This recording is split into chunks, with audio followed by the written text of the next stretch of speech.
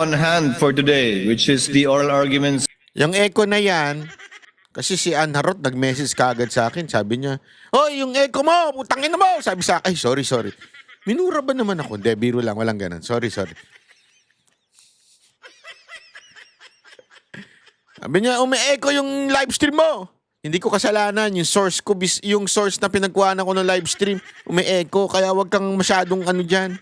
Hindi, biro lang. Concern lang yung tao. Ikaw naman banat. Of the parties.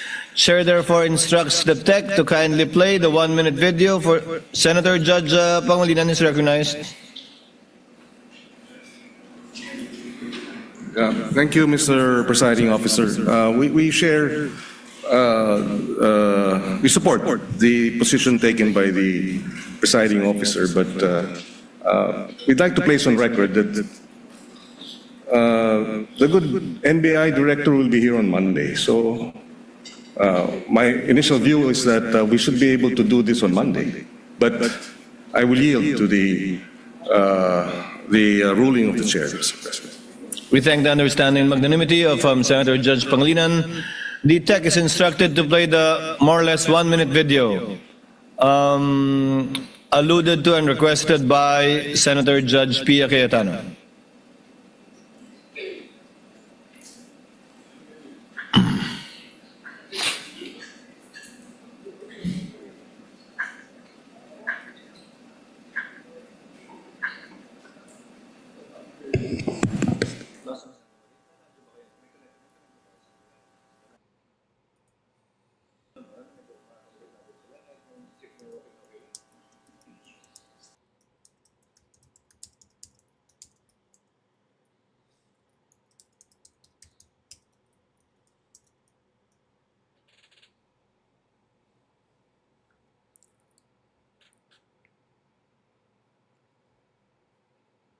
Pero sisilipin na rin namin.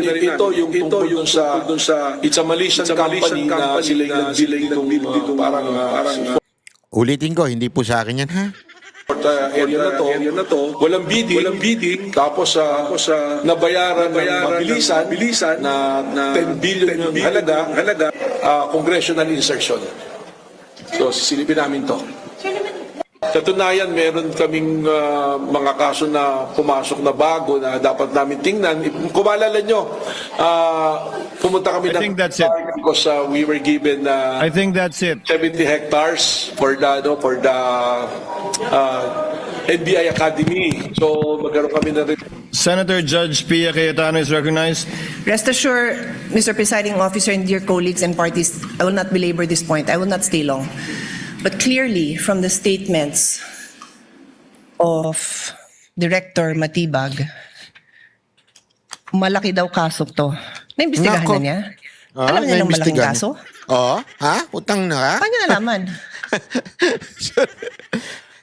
Galit na galit si ate. Totoo naman kasi. Epal eh. Di ba? Epal talaga eh. Matagal na ba ang kaso? Ano to? Malaki na ba? Sure ka na? Marami ka na naimbestigahan? Marami ka ng impormasyon? Ba't mo sinasabing malaki ng kaso to? Alam mo na, pinapalaki na nila. Parang kasunod, plunder. So sa akin lang, Mr. Presiding Officer, simple lang eh. What was the intention here? To distract the Yes. minority floor leader who is Definitely. one Yes. of only 2 lawyers right now, because our other lawyer was already carted off somewhere. So dalawa lang kami. So you wanna distract him. So ako na lang ang tatayo dito. Hindi na siya makakapag-aral. Yung ba intention? Because it is clearly the intention. The fact that he has to stand up, the fact that I have to stand up, the fact that Senator Robin has to stand up, he is distracting us from our job. Yun. As Senator Alan said, he could do it quietly. Go ahead. Oh! Ano purpose niya? Nagyayabang siya? Oo nga naman. What's the purpose? Is he trying to intimidate us not to ask him tough questions when he is our resource person next week? I do not know.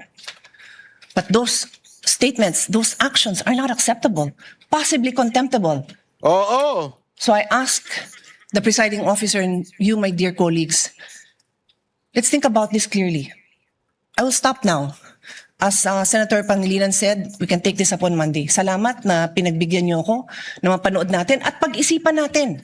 Oo nga naman. Na gano'n na lang? Pag may pinatawag tayo pwede. sa witness stand, Oo. abangan natin na magpe-press na kung ano-ano pagsasabi tungkol sa atin? Hindi pwede yun. I didn't have enough time to research. But clearly, I know that there's jurisprudence that does not allow a judge to be intimidated. Oo nga naman. And if hindi pa nanakot yun, then I don't know what is. Kupal Kung yun. hindi pa ninindak yun, then I don't know what is. Kakupalan yun. Hindi tayo sensitive. Sanay tayo dito. Oo. Pero alam din natin kung pinapatamaan tayo, di ba? Alam natin yun. Tinatarantado na tayo. Ganon. Hindi tayo tanga. Eh, O so tanga paano? yun eh. Sabihin ko ngayon sa kanya, manda ka sa akin ngayon. Pagdating mo, Oo. ganun ba? Gawin mo Gaganti yan. na lang ako. Ah! Hindi ako ganun. Oh. Kilala niyo ako. Oh. For how Sayang many naman. years ako tumayo dito? Hindi ako nanggaganti. Sayang naman. Hindi ako mababaw. Agoy. Pero I'm asking you, dear colleagues, wag tayong papayag. The Filipino people deserve better. We Yun. deserve better. Yun. Thank you. Thank you, Yo, Senator Judge palakpakan. Villar. What is the pleasure of Senator Judge Alan K. That's a very nice manifestation. Hindi, di ba tama nga naman eh. Ano ka? Sino ka? Ba't mo ini-intimidate? Ginugulo mo yung impeachment eh. Tama yung sinabi ni Senator Pia, ginugulo mo yung impeachment court. Ginugulo mo yung mga senator judge eh. Sabi niya, kung gusto mong imbestigahan, walang pumipigil na batas at walang pumipigil na tao sa'yo. Pero animal ka, tumahimik ka. Huwag mo na i-public yan. Alam mo, kaya nga meron tayong tinatawag na indirect contempt. Pinaliwanag sa akin yan eh. Ng tatay ko eh. Sabi sa akin, Banatbay, anak, sabi sa akin, di Banatbay, anak, habang may kaso ka kay, nung panahon ni Saldi ko ito, kasi may hearing na yun eh, hindi ninyo alam yun, pero nag-hearing na kami nun. Timing ako. Kita nyo, hindi ko dinaldal yun. Basta alam nyo lang may kaso, pero hindi nyo alam na nag-hearing na ako. Sabi nung tatay ko, nak, wag kang magsasalita tungkol doon sa mga nangyayari sa loob ng hearing ha, kasi may tinatawag tayong indirect contempt from the judge. Ibig sabihin ng direct contempt, yung nandun ka sa loob ng husgado. Indirect contempt, yung nasa labas ka. Yung mga pinagsasabi mo, wag ka magsasalita against the judge, against anyone, kung may mali kang nakita. Eh ako, sa totoo lang, dami ko nakitang mali eh. Pero hindi ko na dinaldal. Bakit? Kasi ma-indirect contempt ka.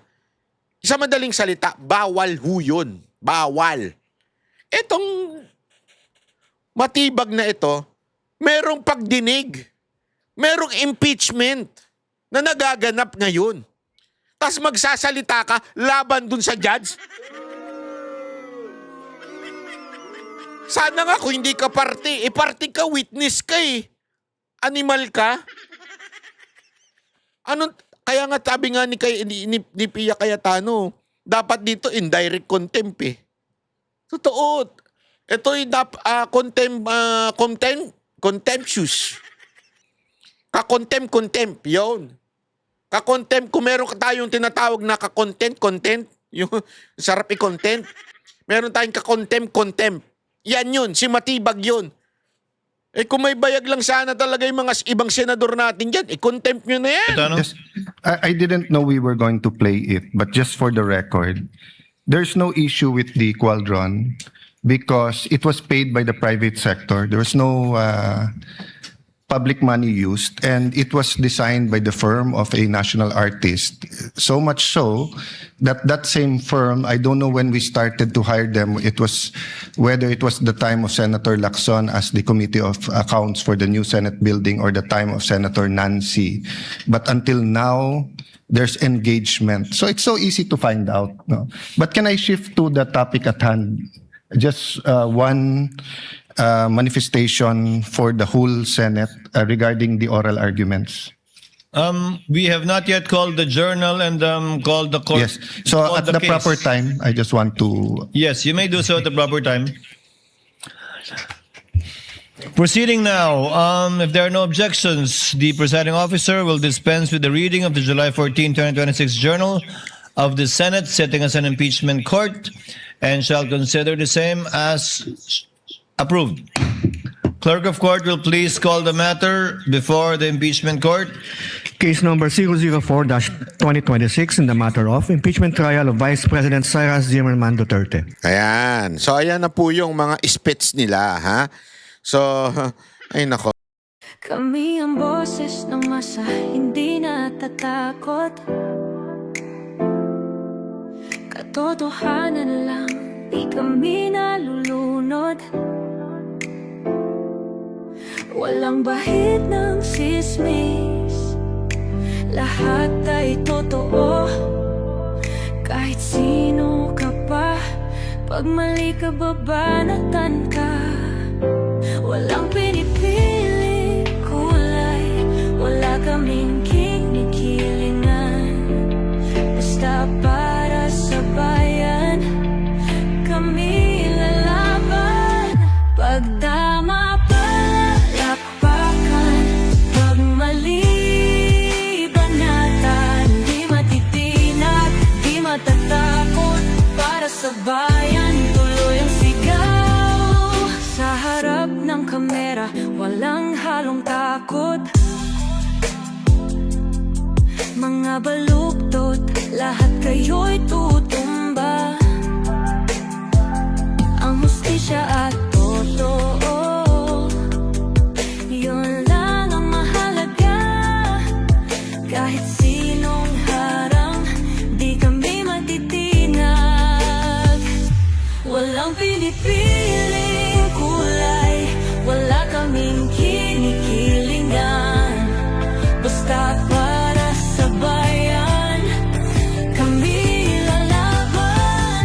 Pag tama palapakan, pag mali banatan. Di matitinag, di matatakot, para sa bayan tuloy ang sigaw. Kung nasa tama ka, ikaw ay aming kasama. Pero pag mali ka, handa ka na bang mabasag? Banateros kami, walang inuunan. Dahil bayan muna, bago ang sarili.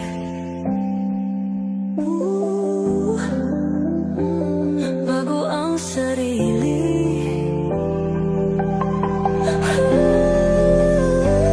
Pag tama palakpakan, pag mali banatan.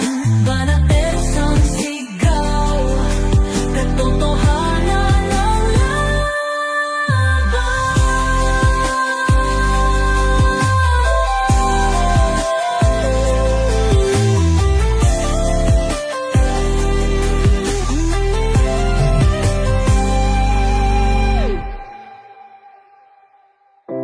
Sa harap ng kamera,